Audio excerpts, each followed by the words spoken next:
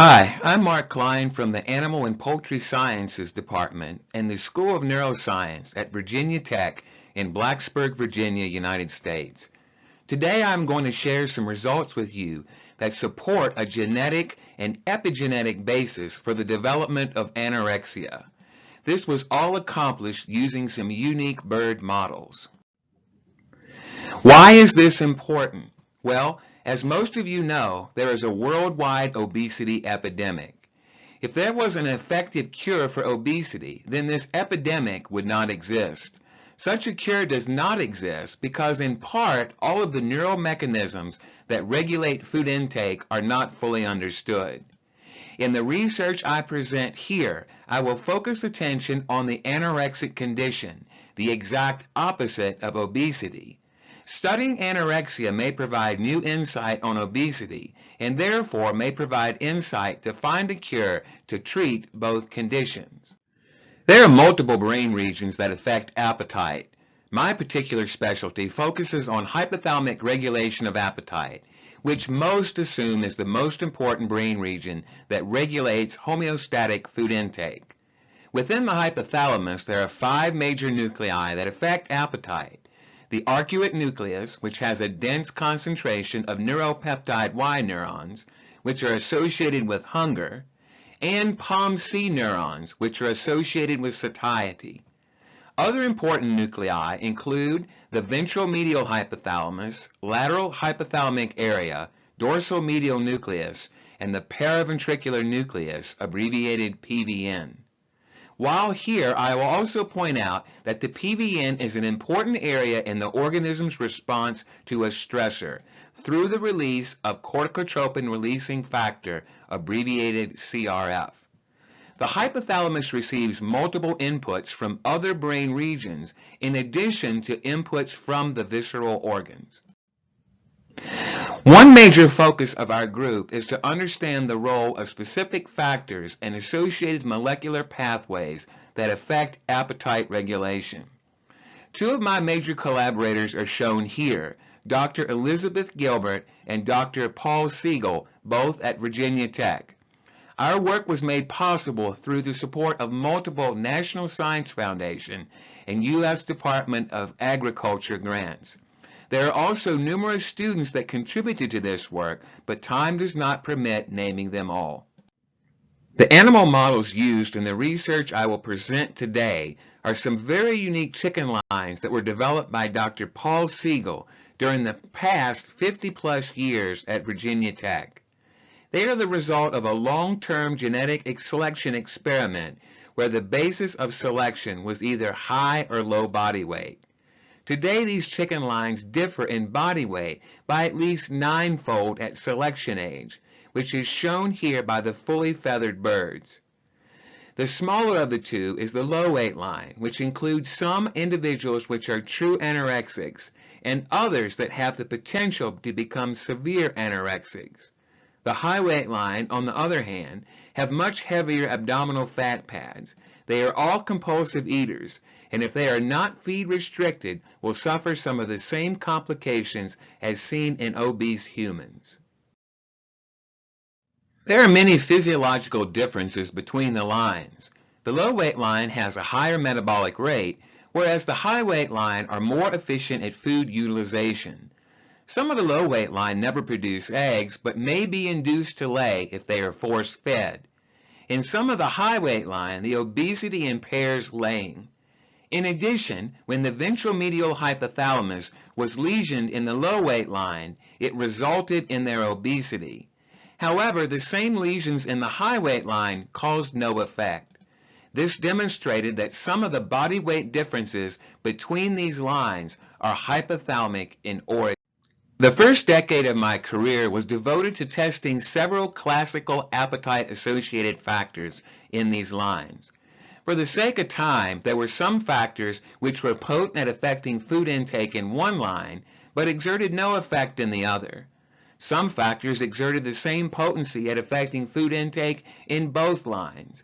But overall, most of the factors tested were much more efficacious at reducing food intake in the low weight line as compared to the high weight line. One factor that I will highlight here is CRF. While CRF is first thought of as mediating an animal's stressor response, it is also one of the most potent anorexigenic factors. In the low weight line, CRF nearly completely prevented food intake at all doses evaluated. However, in the high weight line, only the highest doses of CRF caused reduced food intake. I started my career at Radford University, which is about a 30-minute drive from Virginia Tech. The chicks would hatch at Virginia Tech, and I would drive them over to Radford University to conduct the experiments. One experiment involved Neuropeptide Y, one of the most potent orexigenic factors known. My students evaluated multiple doses of Neuropeptide Y, and we could never find any dose that caused the low weight line to increase their food intake.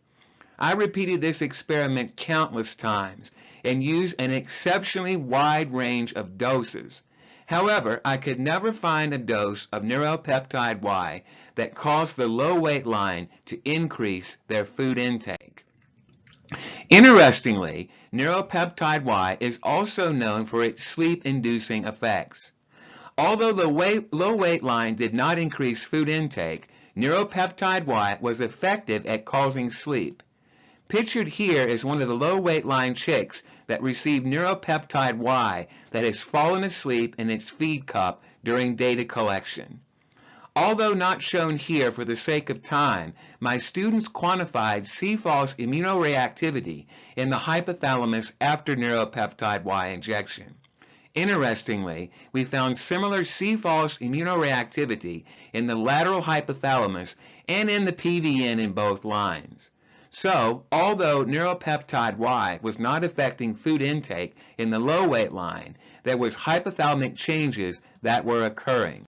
After several years of sitting on the result, I finally accepted that the low weight line did not respond to Neuropeptide Y, and I submitted the paper for publication. Along that time, I moved from Radford University to Virginia Tech.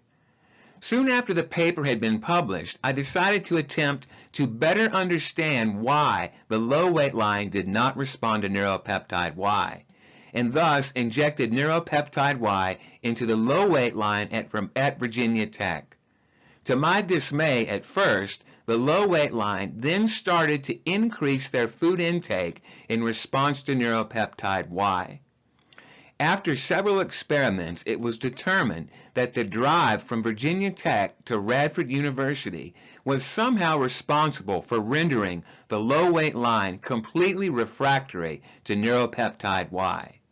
That little bit of added transport stress changed something in the low weight line. We then developed a stressor protocol, which consisted of brief cold exposure followed by 24 hours of food deprivation immediately following hatch. The results of this protocol are shown in this figure. On the left are non-stressor exposed low weight and high weight chicks, and on the right are both lines after being exposed to the stressor protocol. This demonstrated that stressor exposure was somehow effective at rendering the low weight line refractory to Neuropeptide Y.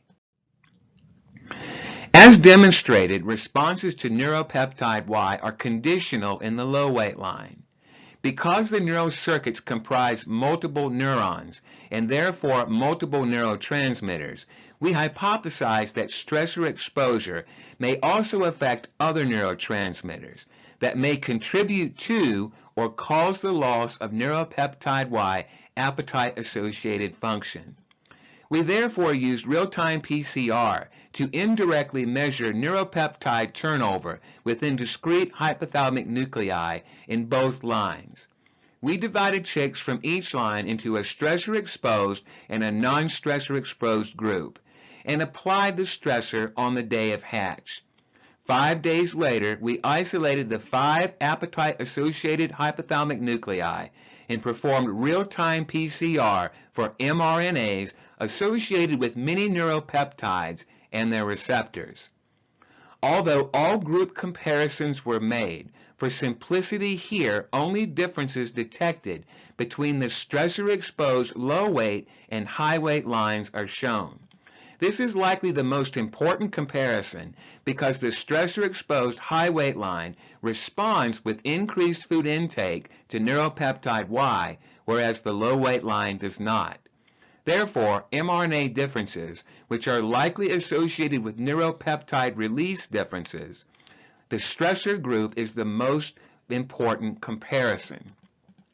We found multiple differences, with most associated with our anorexigenic factors and most occurring within the paraventricular nucleus. This graph illustrates the differences found in the high weight line on the left and the low weight line on the right, within each discrete hypothalamic nucleus. Notably, there was increased neuropeptide Y but decreased AGRP mRNA in the stressor-exposed low-weight line within the arcuate nucleus. The increased neuropeptide Y mRNA expression could be part of a compensatory mechanism trying to overcome the reduced food intake caused by some other factor. The AGRP release is not as easily explained. However, within the PVN of the low weight line, there was increased mRNA expression of several factors associated with CRF, including CRF itself, two of its receptors, and the closely associated urocortin 3. That so many factors having associated with CRF were affected, and that exogenous CRF was one of the most potent anorexigenic factors tested in the low weight line, may be interpreted that the low weight line has a hyperactive CRF system that attenuates the hunger-producing effects of exogenous CRF. This hypothesis was evaluated in the next experiment. The appetite-associated effects of CRF are primarily mediated via the CRF type 2 receptor. As depicted in this cartoon to the left, the CRF-R2 receptor is widely distributed throughout the hypothalamus, including the arcuate nucleus, in proximity to neuropeptide Y secreting neurons. Most of the CRF of hypothalamic origin comes from soma located within the PVN. They are then projections from the PVN that release CRF onto the other appetite-associated nuclei. A stressin is a potent CRF receptor antagonist that is effective at blocking a wide range of CRF receptors, including the CRF-R2 receptor. In this experiment, we used a stressin to block CRF receptors. In this design, we ejected a stressin and then applied the stressor exposure protocol on the day of hatch. Then 5 days later, injected neuropeptide Y. As our results demonstrate, as depicted in the figure to the right, those low-weight chicks that were pre-treated with a stressin responded to neuropeptide Y treatment with increased food intake. Therefore, this demonstrated that the loss of neuropeptide Y induced food intake effectiveness in the low-weight line is CRF dependent. Thus far, I have provided evidence that the low weight line usually requires a much lower dose of an anorexigenic factor to cause reduced food intake, and that the most well-studied and one of the most potent orexigenic factors, neuropeptide Y, only conditionally stimulates hunger in the low weight line. This is despite that CFOS expression in key appetite-associated hypothalamic nuclei show non-conditional responses, and other behaviors such as sleep are also non-conditional. Because we demonstrated that early life stress exposure was associated with gene expression changes later in life, suggests that there is an epigenetic mechanism mediating these responses. Thus, we next turned our attention to screening for epigenetic changes and focused only on the low weight line. Likely the most well-studied and one of the most common epigenetic mechanisms involves DNA methylation, where there is the addition of a methyl group to a cytosine by the enzyme DNA methyltransferase, abbreviated DNMT. Gene expression is primarily affected where there is methylation near the gene promoter, in areas called islands. When methylation increases in these islands, there is increased transcriptional repression and therefore reduced gene expression. Methylation is associated with reduced gene expression because it interferes with transcriptional activator binding, while simultaneously recruiting repressors that have methyl binding domains. For our epigenetic work, we focused only on the low weight line. We subjected the low weight line to the same stressor exposure protocol as was previously described and collected PVN samples from the stressor exposed and non-stressor exposed chicks. First, we measured DNA methyltransferase activity, the enzyme that methylates DNA, in the low weight line 5 days following stressor exposure. The assay used quantifies total DNA methyltransferase activity and measured all forms of the DNA methyltransferase enzyme. We found, as shown in the figure to the left, that there was no significant differences in total DNA methyltransferase activity within the PVNs of stressor-exposed and non-stressor-exposed low-weight chicks. Next, we measured the total amount of methylated DNA found in the PVN, as shown in the figure to the right, and found that global DNA methylation, in other words, all DNA in the genome, was not significantly different between the groups. It's important to note that these assays focused on the entire genome. Changes that occurred at a single location may be diluted out and fall below the assay detection limit. However, this result suggests that if there are epigenetic changes, they are likely only occurring at a very specific and few locations. Based on the global methylation results, we conducted a bioinformatic analysis to search for methylation sites in the proximity of genes that displayed differences in our real-time PCR gene expression results. We found an abundance of methylation sites near the CRF gene. The figure on the right shows the approximate location of these methylation sites with respect to the transcription start site of the CRF gene. As depicted, there are hundreds of base pairs upstream from that site. The figure on the left represents methylation status, or in other words, percentage of time that a particular site is methylated. For time consideration, only results of 7 sites are shown here. CpG is the abbreviation for a cytosine followed by a guanine in the linear DNA sequence. Methylation occurs on cytosines that exist as CpG dinucleotides. In the left figure, for the first methylation site, within the PVN of stressor-exposed low-weight chicks, there was reduced methylation as compared to non-stressor-exposed low-weight chicks. It's important to remember that this effect is being detected 5 days following the stressor exposure. We also measured methylation within the arcuate nucleus and found no differences. In addition, we measured methylation at sites associated with the neuropeptide Y gene, but did not detect any differences. To further our understanding with the CRF gene, we performed further bioinformatic analysis and found that this methylation site is located within a predicted binding domain of a methyl domain binding protein, which acts as a potent transcriptional repressor. Thus, our next task was to identify this methyl binding domain protein.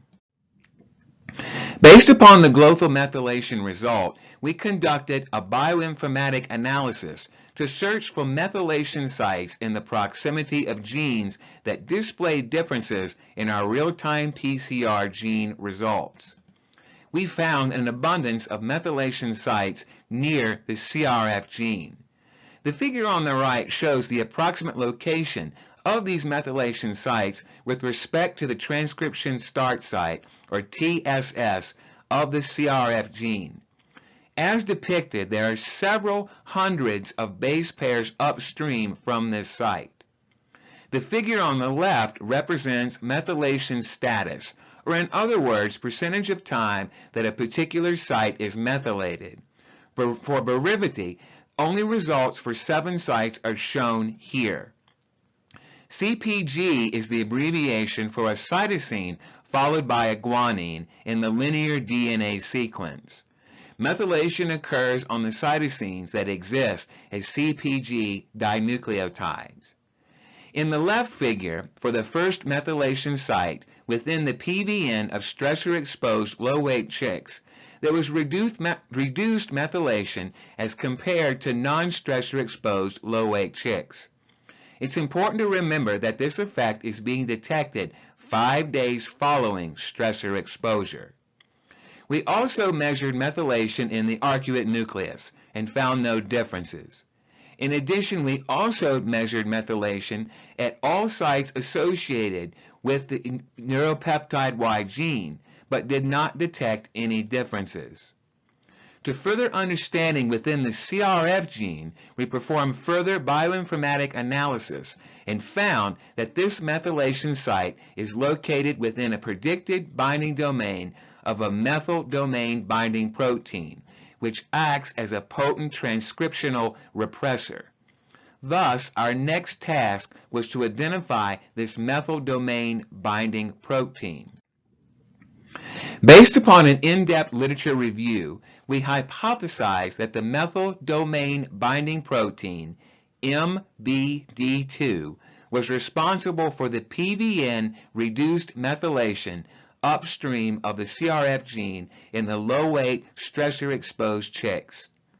We then performed chromatin immunoprecipitation in PVN samples from both treatment groups and used an antibody specific for MBD2 to find its associated DNA binding locations. As depicted in the figure, there was less enrichment for the methylation site bound to MBD2 in the stressor-exposed group. In other words, in the stressor-exposed group, the binding of MBD2 to the methylation site was disrupted, and less was bound. The magnitude of this change is dramatic. Thus, our epigenetic results collectively demonstrate that the increased CRF expression and chronic stressor response in the low-weight line is likely due to a hypomethylation event that occurs during or shortly after the stressor exposure. This in turn disrupted the binding of a transcriptional repressor, thereby leading to increased expression of CRF, which persisted to a later age. Here, evidence has been provided that the severity of some forms of anorexia in an alternative vertebrate model can be affected by stressor exposure. We demonstrated that this anorexia is associated with neuropeptide Y loss of function, and that CRF is involved. There was reduced methylation upstream of the CRF gene within the paraventricular nucleus. This novel information might be used to develop a strategy to treat anorexia and perhaps obesity. Our future research will involve administering methyl donors to the low weight line to see if the severity of anorexia can be prevented. And we will use CRISPR-Cas9 to determine the effects of altering the sequence of the methyl binding domain on CRF gene expression and stressor exposure induced changes in appetite regulation.